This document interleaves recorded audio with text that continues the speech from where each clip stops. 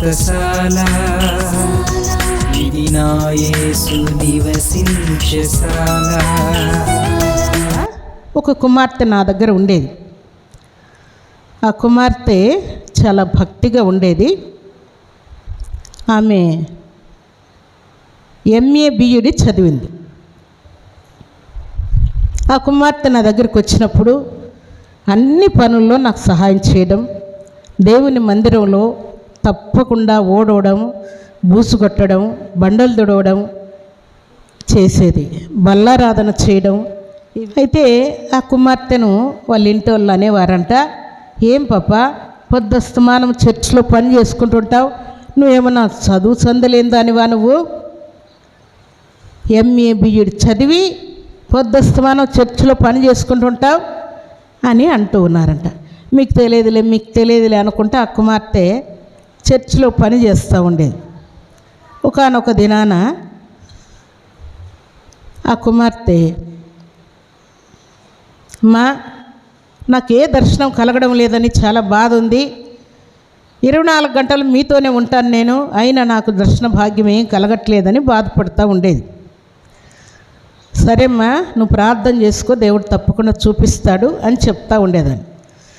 మరలా హాలిడేస్ రావడం, college open కాగానే కాలేజీ పోవడం అట్లా చేస్తూ ఉండేది.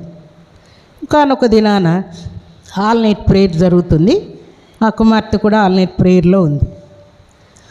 నాకు ఒక దర్శనం కలిగింది ఆ ప్రేయర్లో. ఏంటంటే ఆకాశంలో 2 ఎద్దులు కనబడుతూ ఉన్నాయి. ఆ ఎద్దులు ఒక సైడు ఉన్నాయి, ఇంకో సైడు దేవదూత కనబడుతూ ఉన్నాడు. నేను ఆ దర్శనంలోనే ఏం చేస్తున్నానంటే ఆ పాపను పిలిచి, ఒకసారి పైకి చూడు, ఆకాశంలో 2 ఎద్దులు పక్కన దేవదూత కనబడుతూ ఉన్నారు చూడు అని నేను ఆ కుమార్తెకు చూపిస్తున్నాను.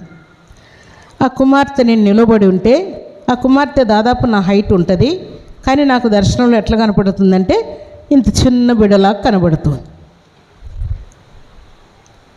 చూడమ్మా, అటు చూడు 2 ఎద్దులు కనపడుతున్నాయి, ఇటు సైడు దేవుని యొక్క దూత కనబడుతూ ఉంది అని ఆ కుమార్తెకు చూపిస్తూ ఉంటే ఆ కుమార్తె అంటా ఉంది, నాకు కనబడడం లేదమ్మా, నువ్వు చూపిస్తున్నావు కానీ నాకు కనబడడం లేదమ్మా అంటా ఉంది.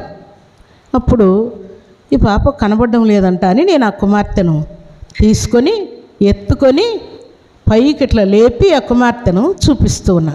చూడు ఇప్పుడైనా కనబడుతుందా అని చూపిస్తూ ఉన్నాం. అప్పుడు ఇప్పుడు కనబడుతుందమ్మా, 2 ఎద్దులు కనబడుతూ ఉన్నాయి, దేవుని యొక్క దూత కూడా కనబడుతూ ఉన్నది అని ఆ కుమార్తె చెప్పింది. అప్పుడు నేను దేవుని సన్నిధిలో, ప్రభువా, ఈ కుమార్తెను నేను ఎత్తుకోగానే ఆ కుమార్తె నాకు కనబడుతుంది అంటా ఉంది, ఎత్తుకోనప్పుడు నేను ఎన్నిసార్లు చూపించినా నాకు కనబడడం లేదు అంటా ఉంది అని ఆ దర్శనం గురించి నేను దేవుని సన్నిధిలో ప్రార్థన చేస్తే దేవుడు తెలియజేసిన మాట ఏంటంటే, నువ్వు అమ్మవు కాబట్టి ఆ కుమార్తె నీకు కుమార్తెతో సమానం గనుక ఆ కుమార్తె నీ హైట్ ఉన్నట్టు కనబడ్డా ఆత్మీయంగా ఇంకా చిన్న బిడ్డగా ఉంది. ఆ కుమార్తెను తల్లిలాగా ఎత్తుకొని ప్రార్థన, వాక్యము, పరిశుద్ధత, విశ్వాసము, ప్రేమ, ఐక్యత, తగ్గింపు, వినయము, విధేయత అన్నీ నువ్వు నేర్పిస్తూ ఉంటే ఆ కుమార్తె అన్నీ నేర్చుకొని అన్ని దర్శనాలు చూడడానికి చక్కగా అర్థం చేసుకుంటుంది అని దేవుడు తెలియజేశాడు. దేవుని సన్నిధిలో చేరినటువంటి దేవుని బిడ్డలమైన మనం భక్తులతో ఉన్నప్పుడు, భక్తులను మనం అనుసరిస్తూ ఉన్నప్పుడు తప్పకుండా దేవుడు ఆయన దర్శన భాగ్యాన్ని చూపిస్తాడు. ఇప్పుడు చక్కటి భర్తను దేవుడిచ్చి 3 పిల్లల్నిచ్చి చక్కగా దేవుడు ఆ కుమార్తెను ఆశీర్వదించి దేవుని నమ్ముకున్నందుకు ఆ బిడ్డను ఇంతగా దేవుడు ఆశీర్వదించాడని అనేకులు ఆశ్చర్యపడినట్లుగా దేవుడు ఆశీర్వదించాడు. ఏమనుకుంటారు, నిజంగా పిల్లలు ఏమనుకుంటారు, పని లేకుండా ఉండాలి, పని ఉండకూడదు, పరిచర్య ఉండకూడదు, దేవుని మందిరంలో పని ఉండకూడదు, దైవ సేవకుల దగ్గర పని ఉండకూడదు, ఏ పని లేకుండా కానీ దేవుడు నన్ను ఎత్తుకొని పైకి లేవనెత్తాలి అనుకుంటారు.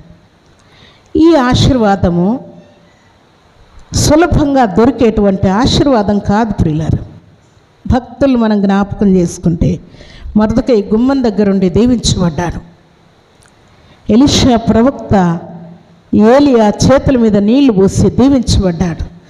మోషే చేతుల మీద నీళ్లు పోసినటువంటి యెహోషువ గొప్ప ప్రవక్త అయ్యాడు.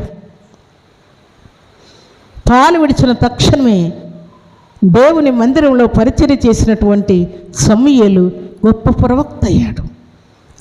దేవుని యొక్క సారం ఎరిగిన వారు దేవుని సన్నిధిలో పరిచర్య చేయాలి, పని చేయాలి, దేవుని యొక్క దర్శన భాగ్యం నిశ్చయముగా నేను పొందాలి అన్నటువంటి తపన తప్పకుండా ఉంటుంది ప్రియులారు. సారము లేని వారు ఏ పని లేకుండా, ప్రార్థన లేకుండా, పాటలు లేకుండా, స్తుతి లేకుండా, సాక్ష్యం లేకుండా, అర్పణ లేకుండా, ఏమీ చేయకుండా ఊరక కాలక్షేపం చేయాలని చూస్తూ ఉంటారు. ఇది దేవుని యొక్క సారము ఎరుగనటువంటి వారిలో జరిగేటువంటి క్రియ. దీన్ని బట్టే వారి భక్తి దేవుని మందిరంలోనే కనబడుతుంది ప్రియులారు. భక్తి కలిగిన వారు అంటి పెట్టుకొని ఉంటారు. చాలాసార్లు మీకు చెప్పాను, దేవుని మందిరానికి ఎప్పుడు రావాలి, ఎప్పుడు వెళ్ళాలని చెప్పుకున్నాం చెప్పండి. అందరికంటే ముందు రావాలి. గడప యొద్ద కాచుకొని ఉండేవాడు ధన్యుడని దేవుడు సెలవిచ్చాడు. గడప దగ్గరంటే తలుపు దగ్గర కాచుకొని ఉండాలి. కాచుకునేది ఎప్పుడు కాచుకుంటామని చెప్పండి? ప్రార్థన స్టార్ట్ కాకుండా ఉంటే కదా మనం కాచుకునేది. ఎప్పుడు ప్రార్థన పెడతారా అని కాచుకొని ఉండాలి. అప్పుడు మీరు దీవించబడతారు. హాస్పిటల్కి వెళ్ళారనుకోండి, డాక్టర్ ఇంకా రాడు, ఏం చేస్తారు? రాలేదంట, ఇంటికి పోయి మళ్ళీ వద్దాం అనుకుంటారా? ఏం చేస్తారు?